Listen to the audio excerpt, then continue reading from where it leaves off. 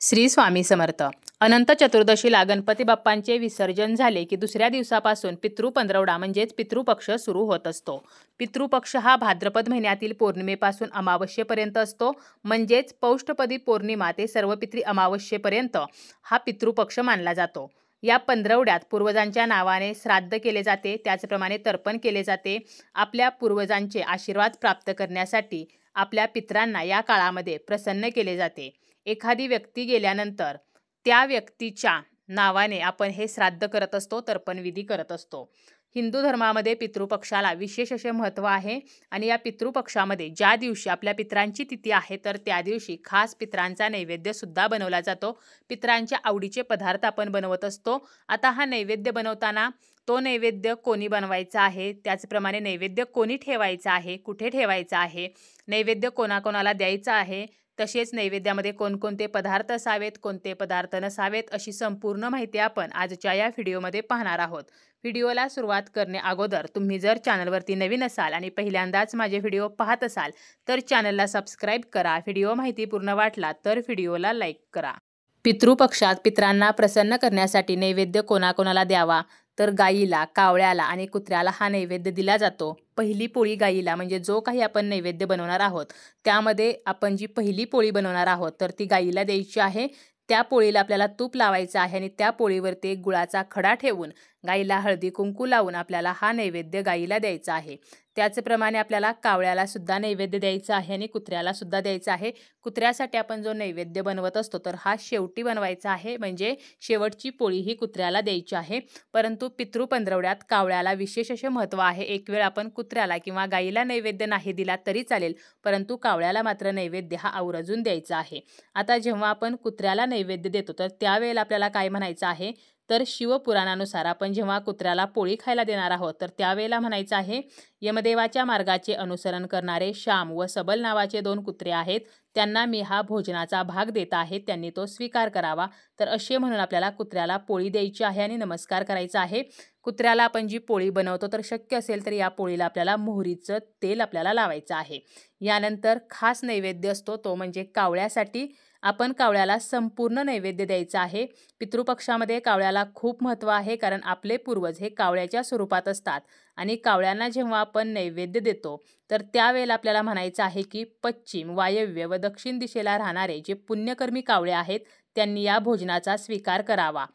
तर अशा प्रकारे आपल्याला कावळ्याला नैवेद्य द्यायचा आहे. आणि आपण सकाळी कावळ्यासाठी अळणी भात जो आहे तर तो सुद्धा आपल्या घराच्या दारामध्ये किंवा छतावरती ठेवू शकतो. आता आपण पितर जे आहेत तर ते सुद्धा जेवायला घालू शकतो. म्हणजे घरातील एक पुरुष गेला असेल तर एक पुरुष जेवायला घातला जातो, किंवा अगोदर पुरुष गेला असेल आणि त्यानंतर त्याची पत्नी गेली असेल तर एक पुरुष आणि एक विधवा स्त्री यांना जेवायला घातलं जातं. आणि जर सवाष्ण स्त्री गेलेली असेल तर सवाष्ण स्त्रीलाच जेवायला घातलं जातं, तिची ओटी सुद्धा भरली जाते.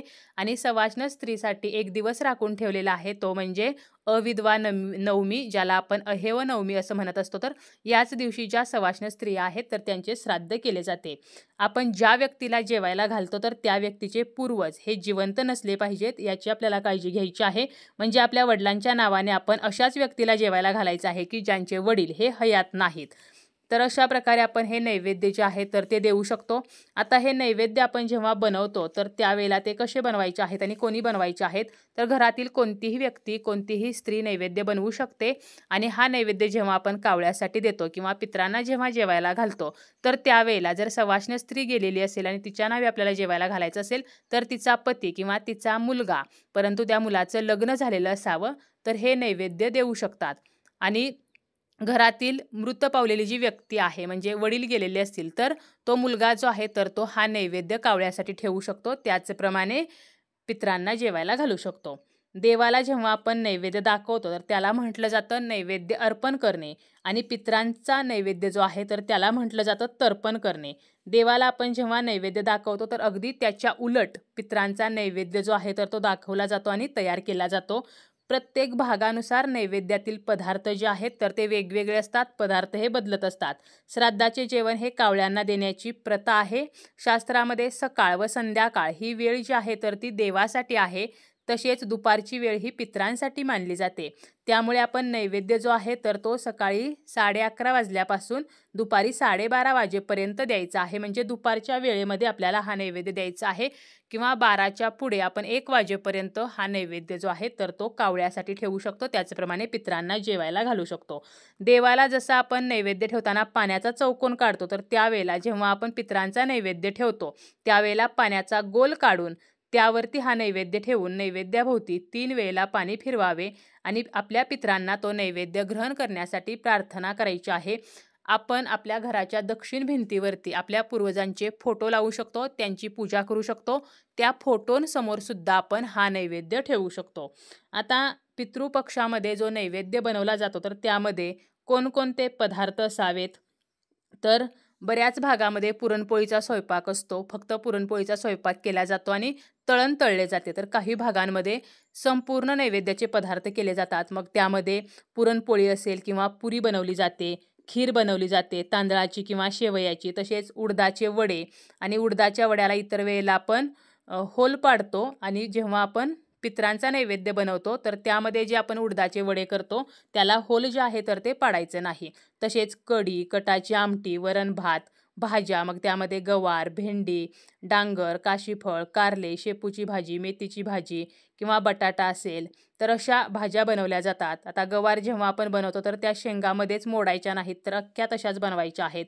तसेच काकडी, तसेच फळे, आता फळांमध्ये मग फळांच्या फोडी करून ठेवायच्या आहेत. चिकू असेल, केळी, सफरचंद किंवा डाळिंबाचे दाणे. तसेच आपण वड्या बनवू शकतो, भजी, पापड, कुरडई आणि लिंबूसुद्धा या नैवेद्यामध्ये ठेवायचा आहे. लिंबाची एक फोड ठेवायची आहे आणि एक आल्याचा तुकडा जो आहे तर तो सुद्धा ठेवला जातो, ज्यामुळे हा नैवेद्य जो आहे तर तो पूर्ण होतो. तर अशा प्रकारे आपण नैवेद्य जे आहे तर ते बनवू शकतो. आपल्या पितरांचे आवडीचे पदार्थ या नैवेद्यामध्ये खास करून बनवले जातात. आता ताट जे आहे तर ते कसे वाढले जाते, तर सर्वप्रथम आपल्याला ताट वाढायचं आहे त्यावेळेला आपलं मन जे आहे तर ते शांत ठेवायचं आहे. मनामध्ये कोणतेही नकारात्मक विचार नसावेत. ताट जे आहे तर ते केळीच्या पानावरती वाढलं जातं. म्हणजे जो नैवेद्य आपण पितरांसाठी ठेवणार आहोत किंवा कावळ्यासाठी ठेवणार आहोत तर तो केळीच्या पानावर किंवा पत्रावळीवरती वाढतो आणि आपण जेव्हा पितरांना जेवायला घालतो, म्हणजे व्यक्तींना जेवायला घालतो पितरांच्या नावाने, तर त्यांना जेवण ताटामध्ये द्यायचं आहे. आता सर्वप्रथम केळीच्या पानाला किंवा ताटाला मध्यभागी साजूक तूप लावायचं आहे. त्यानंतर प्रथम एका बाजूला खीर, कढी, उडीद वडे, तसेच वड्या, मध्यभागी भात, वरण, तसेच पुऱ्या किंवा पोळ्या, एका बाजूला सर्व भाज्या, तसेच काकडी, फळे, लिंबू, तर असं वाढायचं आहे. आणि शेवटी आपल्याला एक आल्याचा तुकडा जो आहे तर तो सुद्धा ठेवायचा आहे की नैवेद्यामध्ये जर काही कमी असेल तर क्षमा असावी, म्हणून हा आल्याचा जो तुकडा आहे तर तो ठेवला जातो. आल्याचा तुकडा जो आहे तर त्या नैवेद्याला तो संपूर्ण करत असतो. तसेच या दिवशी ब्राह्मणाला सुद्धा भोजन दिले जाते. फक्त ब्राह्मणाला जेव्हा आपण भोजन देतो तर त्यावेळेला लोखंडी पात्राचा वापर करायचा नाही. त्याचप्रमाणे त्या जेवणामध्ये चुकूनही त्या ताटामध्ये कढी, लिंबू किंवा मीठ जे आहे तर ते वाढायचं नाही. तसेच या दिवशी काही भाज्या या अजिबात बनवायच्या नाहीत. आपल्याला कोणत्या भाज्या टाळायच्या आहेत, तर चुकूनही मांसाहार बनवायचा नाही.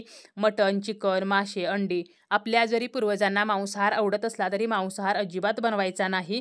तसेच आपण ज्या काही भाज्या बनवतो तर यामध्ये कांदा लसणाचा वापर आपल्याला करायचा नाही. वांगी, तसेच वालपापडी, जमिनीखाली येणाऱ्या भाज्या, सुरण, मसूर, मोहरीचे तेल, तर हे सुद्धा आपल्याला टाळायचं आहे. तसेच जे काही आपण पदार्थ बनवतो तर यामध्ये आपल्याला कांदा लसूण विरहित तिखट जे आहे तर ते वापरायचं आहे. म्हणजे बऱ्याच भागामध्ये असं केलं जातं की हिरव्या मिरचीचा वापर केला जातो किंवा जे तिखट आहे तर यामध्ये कांदा लसूण वापरला जात नाही. पितरांच्या नैवेद्यासाठी सेपरेट तिखट बनवले जाते. तसेच मासिक धर्म असेल, विठाळ असेल तर नैवेद्य बनवायचा नाही. पितरांसाठी जो नैवेद्य आपण बनवतो तर तो आपण चाखून पाहायचा नाही. तर असं साध्या सोप्या पद्धतीने आपल्याला नैवेद्याचं ताट जे आहे तर ते तयार करायचं आहे. कावळ्यासाठी जेव्हा आपण नैवेद्य ठेवतो तर ज्या जागेवरती नैवेद्य ठेवणार आहोत ती जागा स्वच्छ करायची आहे. त्या ठिकाणी एक गोल काढायचा आहे, त्यावरती नैवेद्य ठेवायचा आहे. त्याचप्रमाणे अगरबत्ती लावायची आहे, धूप लावायची आहे आणि पितरांना आपल्याला आमंत्रित करायचं आहे तो नैवेद्य ग्रहण करण्यासाठी.